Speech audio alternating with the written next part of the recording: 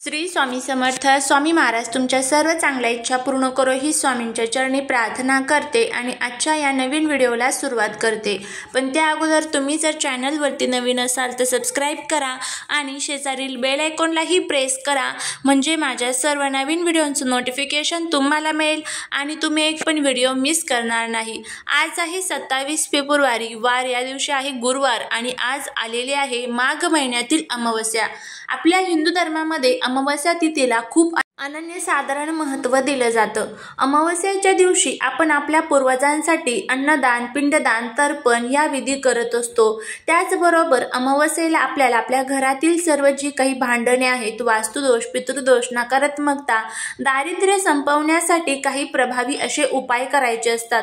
अमावस्या तिथी ही भगवान विष्णू आणि माता लक्ष्मीला समर्पित असते आणि या दिवशी आपल्याला त्यांची सेवा, उपासना, आराधना करायची असते. माता लक्ष्मी ह्या त्याच घरामध्ये राहतात ज्या घरामध्ये भगवान विष्णूंची सेवा केली जाते.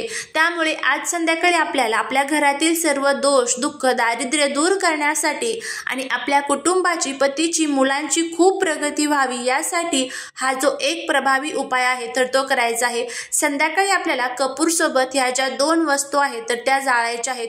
कापूरसोबत या 2 वस्तू जाळल्यामुळे आपल्या घरातील सर्व रोजची भांडणे दूर होतील, वास्तुदोष, पितृदोष, नकारात्मकता संपेल आणि आपल्या कुटुंबाची खूप भरभरून प्रगती होईल. हा उपाय कसा करायचा, कोणत्या वेळेमध्ये करायचा याबद्दलची सविस्तर माहिती आज या व्हिडिओमध्ये मी तुमच्या बरोबर शेअर करणार आहे. त्यामुळे व्हिडिओ हा स्किप न करता शेवटपर्यंत पाहत रहा.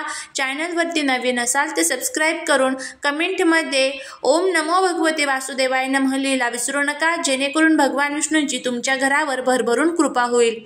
आज घरामध्ये पितरांचं स्मरण करायला अजिबात विसरू नका. त्याचबरोबर पितरांच्या स्मरणार्थ तुम्ही आज दही भात जो आहे तर तो कावळ्याला, कुत्र्याला किंवा गाईला खाऊ घालायचा आहे. आज पिंपळाच्या झाडाची पूजा तुम्हाला करायची आहे. पिंपळाच्या झाडाला जल अर्पण करायचं आहे. त्याचबरोबर मोहरीच्या तेलाचा एक छान दिवा तुम्हाला तिथे लावायचा आहे. पितरांसाठी तुम्हाला संध्याकाळी दिवा जो आहे तर तो अर्पण करायचा आहे. हा दिवा तुम्ही तुमच्या माठाजवळ किंवा मुख्य दरवाजाच्या जवळ तिथे दक्षिण दिशेला तोंड करून लावू शकता आणि पितरांचं स्मरण तुम्हाला तिथे करायचं आहे. त्याचबरोबर घरामध्ये आज तुम्हाला विष्णू सहस्रनाम, विष्णू सहस्रनामावली, व्यंकटेश स्तोत्र आणि त्याचबरोबर लक्ष्मी गायत्री मंत्र, विष्णू गायत्री मंत्र आणि कनकधारा स्तोत्रम या सर्व सेवा तुम्हाला करायच्या आहेत. बघा, या सेवा केल्यामुळे काय होतं तर घरामध्ये असणारी जी काही इडापिडा, नकारात्मकता आहे तर ती नष्ट होत असते. ज्या वेळेस आपण हे पठण करत असतो त्यावेळेस एकतर आपली वाचा सुधारते आणि त्याचबरोबर आपल्या घरामध्ये जे कुठेतरी दोष तयार झालेले आहेत तर ते दोष दूर होण्यासाठी मदत होत असते.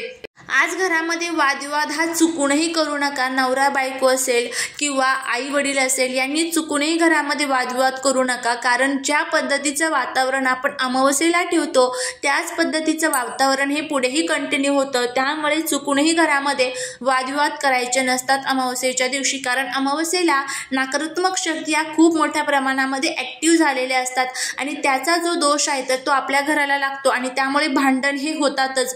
याची आपल्याला काळजी घ्यायची आहे की भांडण चुकूनही आपल्या घरामध्ये आज होणार नाही. त्याचबरोबर आज आपल्याला तुमच्या आजूबाजूला जर कुठे महादेवांचं मंदिर असेल तर त्या महादेवाच्या मंदिरामध्ये जायचं आहे आणि तिथे तुम्हाला मोहरीचं जे तेल असतं तर ते महादेवांवरती अर्पण करायचं आहे. यामुळे आपला शनी, राहू, केतू हे जे ग्रह आहे कुठेतरी कमजोर झालेले आहे तर ते आपल्याला अशुभ परिणाम देत असतील तर ते आपल्याला शुभ परिणाम देण्यासाठी मदत करत असतात.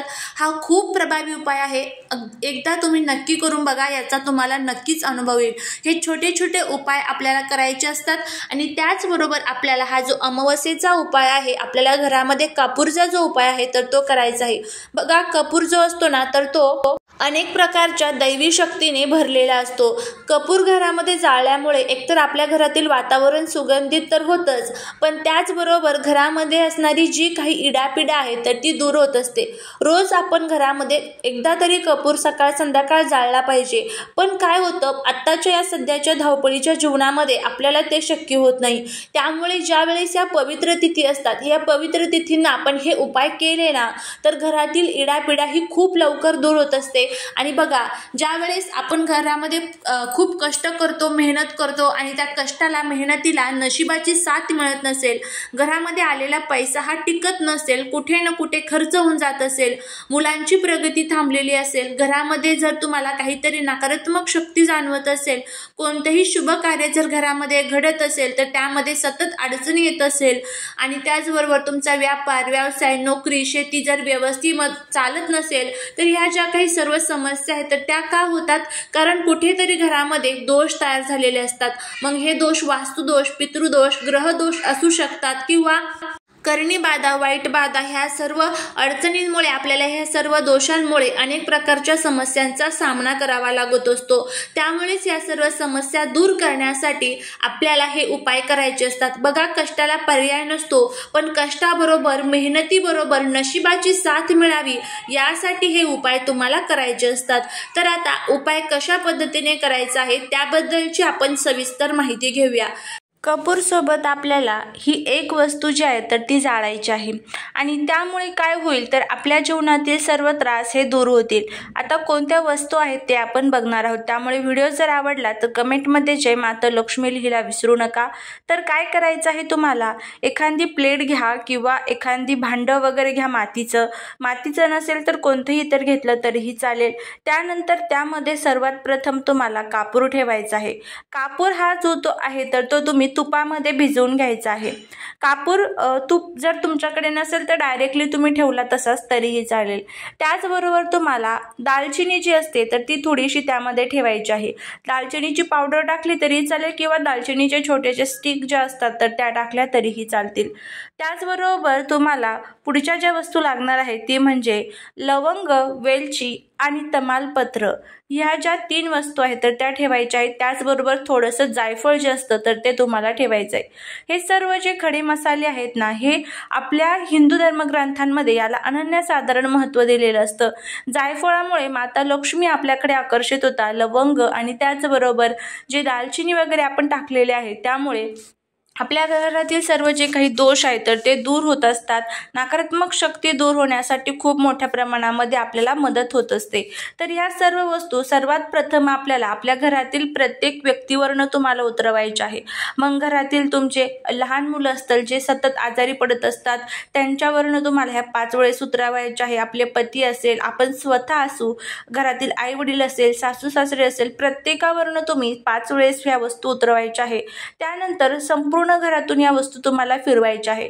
आपलं हॉल, किचन, बेडरूम संपूर्ण घरातून या वस्तू फिरवल्या की त्यानंतर तुम्हाला तुमच्या घराचा जो मध्यभाग आहे तर तो बघायचा आहे आणि तिथे तुम्हाला या वस्तू ठेवायच्या आहे। त्यानंतर तुम्हाला एक दिवा प्रज्वलित करून घ्यायचा आहे आणि त्या दिव्याच्या साहाय्याने तुम्हाला तो जो कापूर आपण ठेवलेला होता तर तो प्रज्वलित करायचा आहे आणि त्यामध्ये टाकायचा आहे। त्यानंतर जोपर्यंत हे सर्व वस्तू जळत आहे तोपर्यंत तुम्हाला तिथेच पूर्व दिशेला तोंड करून बसायचं आहे आणि जोपर्यंत जळत आहे तोपर्यंत तुम्हाला तिथे जय माता लक्ष्मी, जय माता लक्ष्मी या मंत्राचा जप करत राहायचा आहे किंवा ओम ऐं महालक्ष्मी नमः या मंत्राचा देखील तुम्ही जप करू शकता। तर अगदी साधा सोपा उपाय आहे, तुम्ही करून बघा, नक्कीच तुम्हाला त्याचा जो फायदा आहे तर होईल। नंतर हे सर्व जे साहित्य आहे तर ते तुम्हाला एखाद्या झाडाखाली टाकून द्यायचं आहे, जळलेलं असेल तितकं, बाकीचं जे जळलेलं नसेल ते सुद्धा संपूर्ण तुम्हाला झाडाखाली टाकून द्यायचं आहे। तर करून बघा, नक्कीच तुम्हाला त्याचा फायदा होईल। श्री स्वामी समर्थ।